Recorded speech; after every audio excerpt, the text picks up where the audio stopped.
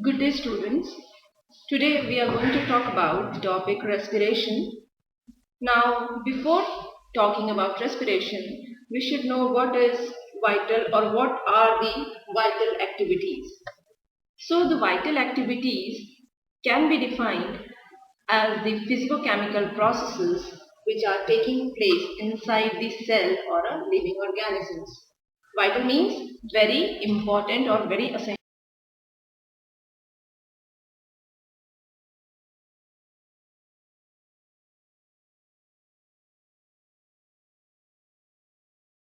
So, the vital activities can be defined as the physicochemical, all the physicochemical activities of a cell or living organism.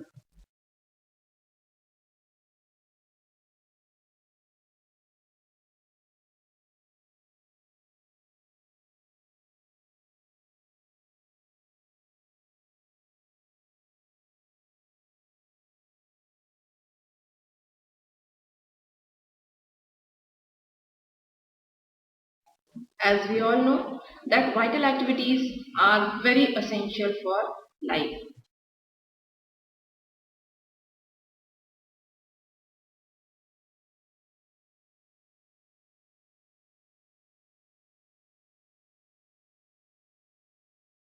You all must have heard about one more term that is called as metabolism.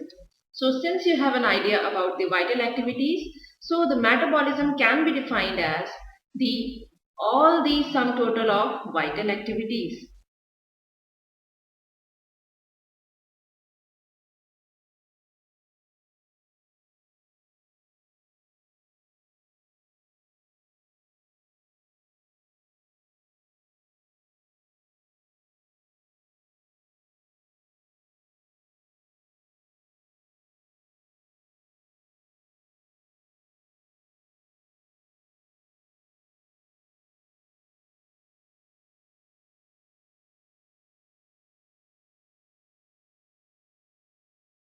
So now you have a brief idea about the vital activities, which are the physicochemical activities of a cell, and metabolism, all the vital activities or the processes of occurring inside a cell, which are very essential for the survival of a cell.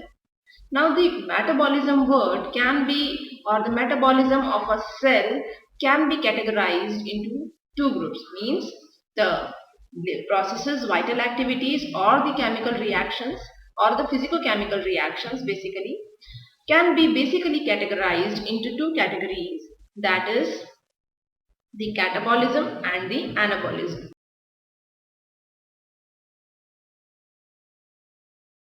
In simple terms, the catabolism can be defined as the breakdown processes,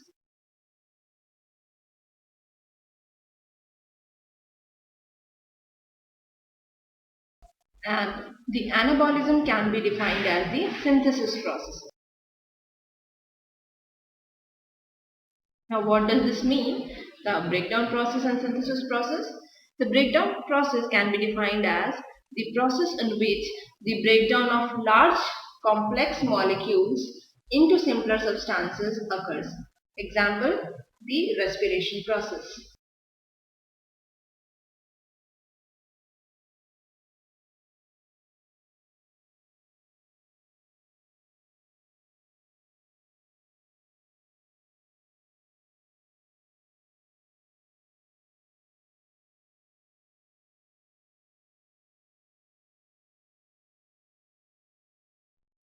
While in synthesis process, as we all know, that synthesis occurs from simpler substances to form the large complex molecules. So it is just opposite of the catabolism.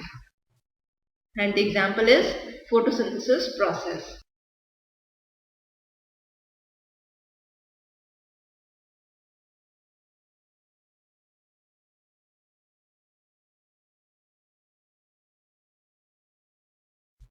Now after this basic difference, one more difference can be cited. In case of catabolism, since there is a breakdown process, generally the ATP molecule, that is the energy currency of the cell or a living organism, is synthesized or produced.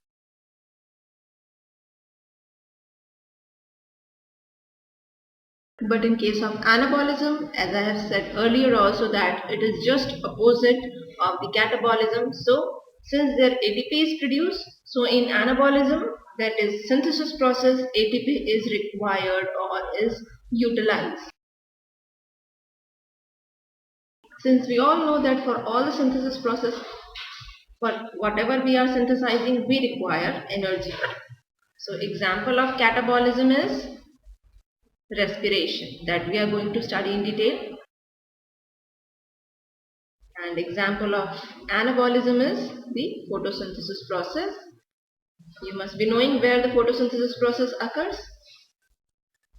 It occurs in the green plants and some bacteria and algae. Now coming back to our main topic, that is respiration.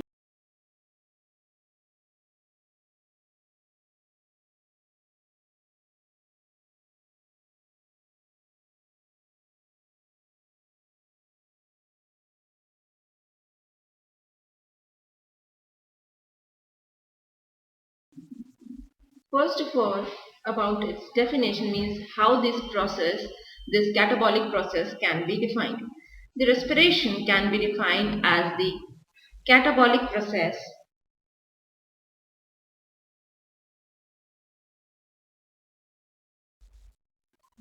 of breakdown. The breakdown can also be called as the oxidation or burning,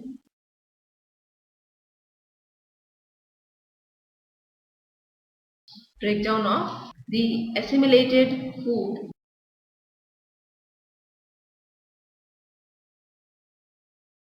like glucose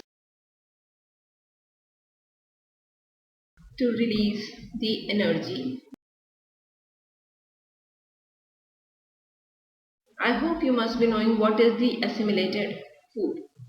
After the digestion of food, it is absorbed by the blood and transported to every cell of the body where it is being absorbed by the cells and utilized.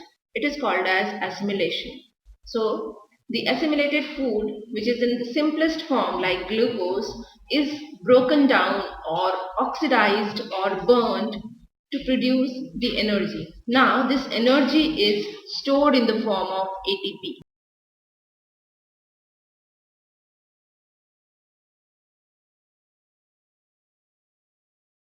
Because ATP, as I have said earlier also, that ATP is the energy currency of the living cells. They can utilize the ATP formed during this process for any of the other metabolic processes.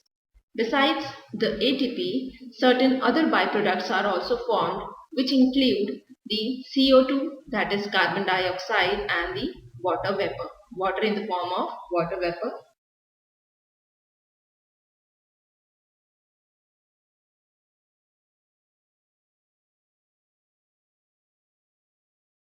These two end products, that is carbon dioxide and the water vapor, are the waste products, so they need to be eliminated out of the body through the lungs.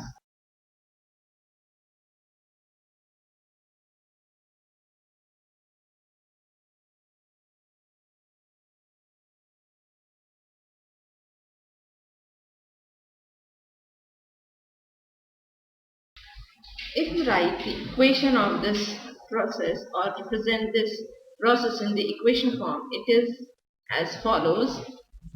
That is, the raw material is the food which gets oxidized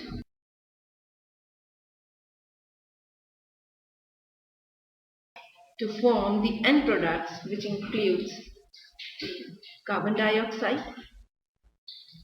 water, and the energy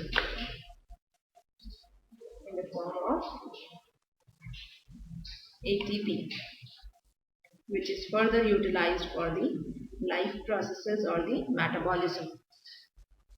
In this reaction, if we add the oxygen, then it becomes the aerobic respiration, which means if food is oxidized in presence of the oxygen, then it will be called as the aerobic respiration. But if this oxidation process occurs in absence of oxygen, it is called as the anaerobic respiration, We'll discuss them in detail later on. Now let us discuss the types of respiration.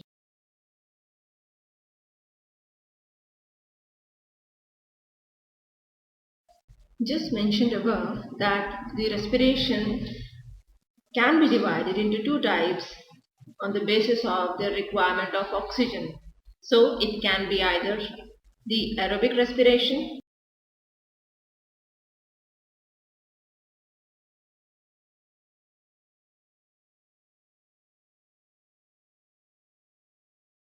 as shown in the above reaction, the food is oxidized. If it is oxidized in the presence of oxygen, it is called as aerobic respiration.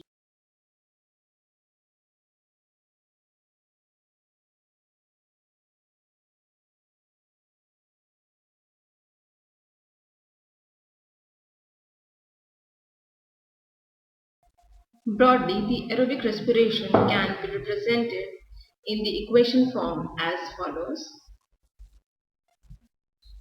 In the first step, the food is broken down to produce the product that is called as pyruvic acid. And the process or the first step is called as glycolysis. This step takes place in the cytoplasm of the cell in absence of the oxygen. So no oxygen is required for the first. Then the next step is called as the Krebs cycle. Krebs cycle is named after the scientist who discovered this pathway, and this process, that is Krebs cycle, occurs in the mitochondria of the cell. And this step requires oxygen. So it occurs in presence of, and the final products are the CO2, 6 molecules of carbon dioxide, 6 molecules of water vapor, water in the form of water vapor, and 38 molecules of ATP, which is equivalent to 673 kilocalories of energy. The food, which is the raw material for the respiration process, can be the simplest form, that is glucose. Now the second type of the respiration is called as the anaerobic respiration.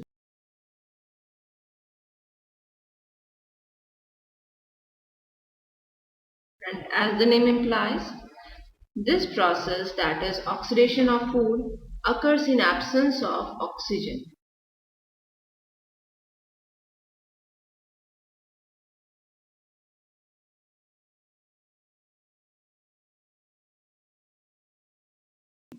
In the equation form, this anaerobic respiration can be represented as, it will start with the food, as in case of the aerobic respiration, like glucose, simplest form.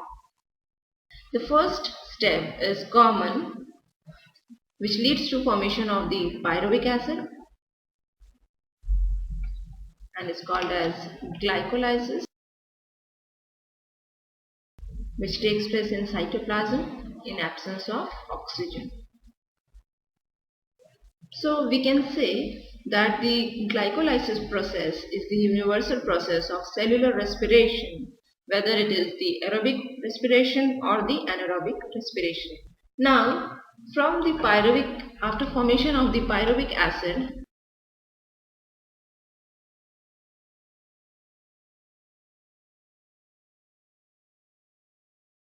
this pyruvic acid, which is formed after the first step, can undergo different processes and lead to formation of different types of products. So in case of anaerobic respiration, there is no single representation. It depends upon the different type of organisms in which this anaerobic respiration is taking place. Here I am representing the two types of the anaerobic respiration. One, which takes place in the yeast cell,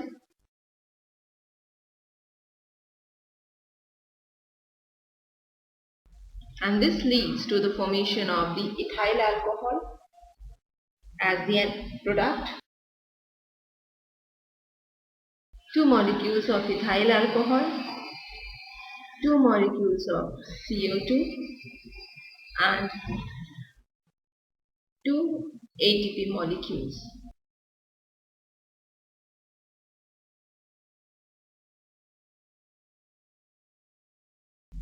The second type of anaerobic respiration, in which the pyruvic acid undergoes the formation of lactic acid, and this takes place in the muscle cells of the higher animals during vigorous exercise.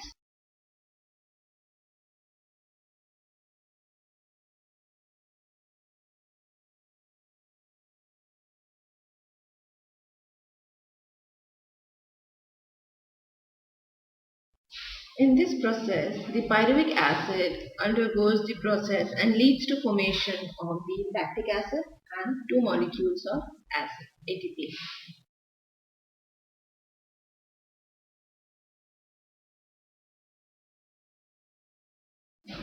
As you can see that in case of lactic acid formation, no carbon dioxide is formed as the end product.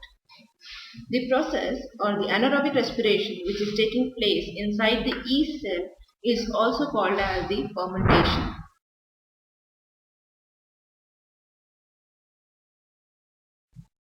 Fermentation means, ferment means to froth.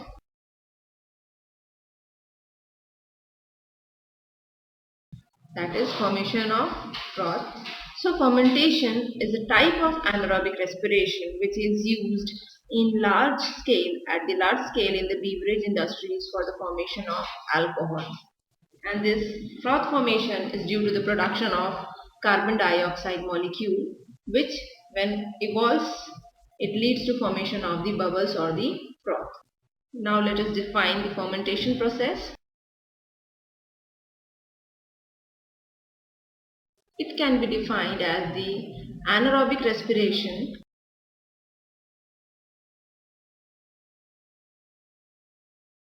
which takes place inside the microorganisms.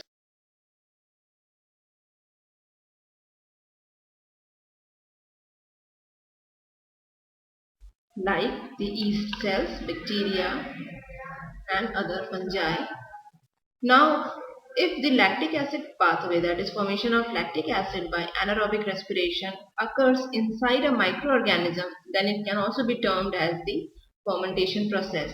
But if lactic acid formation is taking place inside the muscle cell of an higher organism during the vigorous exercise, then it cannot be called as fermentation. It will be simply called as the anaerobic respiration. So condition for being categorized as the fermentation is that it should take place, that is the anaerobic respiration that should take place in the microorganism. Now coming to the steps of respiration. Respiration, as I have written in the equation form, is not that simple. That means it does not occur in a single step or a two-step.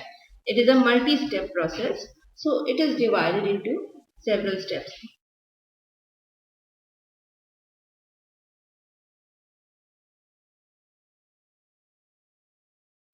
Broadly, the respiration process is divided into 3 steps.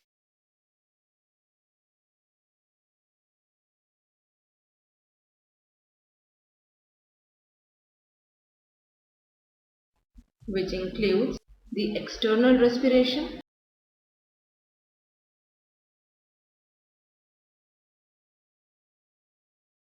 it is the exchange of gases like CO2 and oxygen between the organism and its external environment.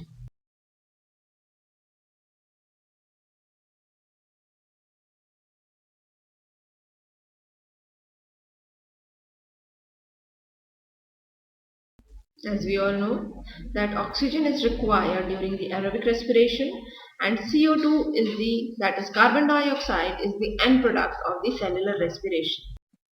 B, or the second step, is the internal respiration. The external respiration can also be called as the breathing process.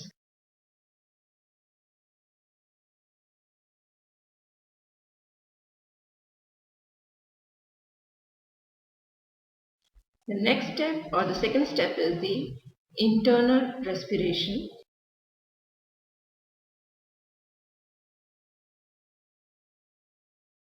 Internal respiration involves that process in which there is the exchange of gases between the tissue cells and the extracellular environment.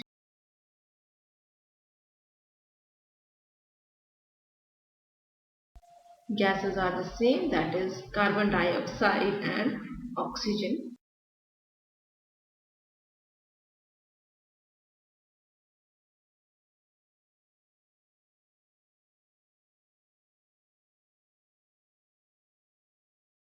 The extracellular environment can be the extracellular fluid, blood, or the lymph. Then the last step is the cellular respiration.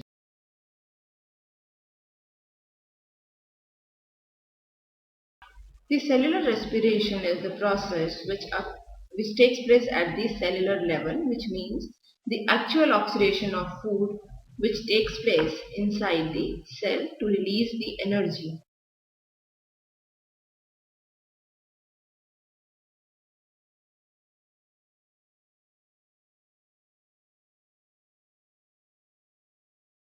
Out of these three steps, the first and the second step, that is the external respiration or breathing, and the internal respiration can be different among the different organisms.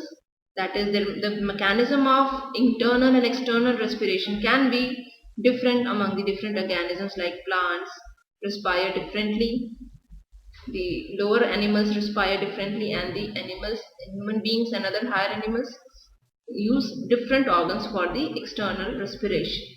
But in case of the cellular respiration, it is the same or the universal process that will occur in the cells, that is either by the aerobic process or the anaerobic process. So it is the third step which is common or universal among all the organisms, and it can happen in two forms, that is aerobic respiration or the anaerobic respiration. Now let us discuss in brief the major differences which are between the external respiration, that is breathing, and the cellular respiration.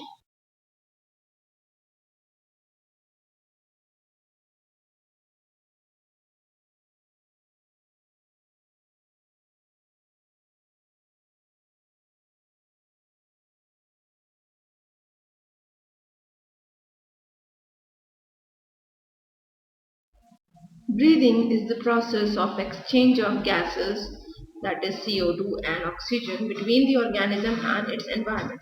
So it can be categorized as a physical process.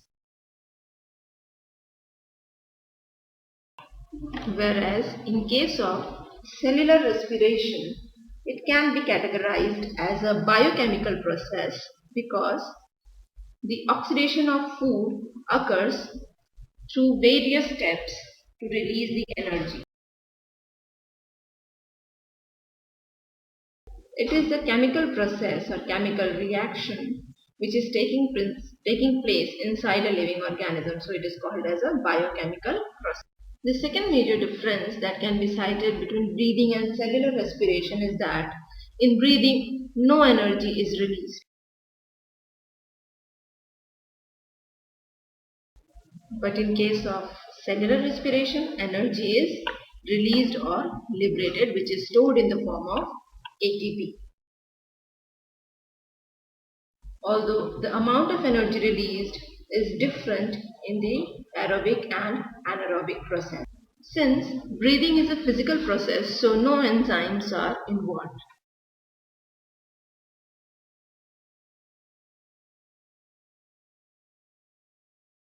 Whereas the cellular respiration requires a lot variety of enzymes since it is a multi-step biochemical process.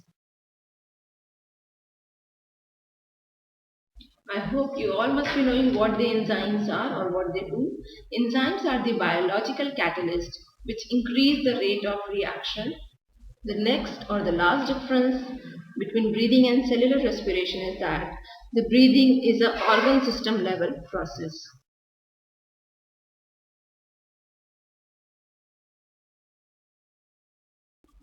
Organ system means in which the organs are involved. For example, in case of human beings, the organ involved in the breathing process is the lungs, Whereas in case of plants, the organs involved in breathing process are either stem, roots or the leaves. So it can be termed as the organ system level process because it occurs at the organ level.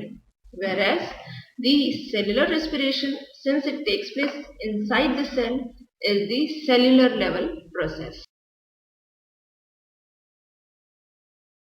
Or in other words, it can be also said that the cellular respiration is a intracellular process, whereas breathing is a extracellular process. After this brief discussion, in the next part, we will be discussing about the respiration in plants and then finally the respiration in human beings.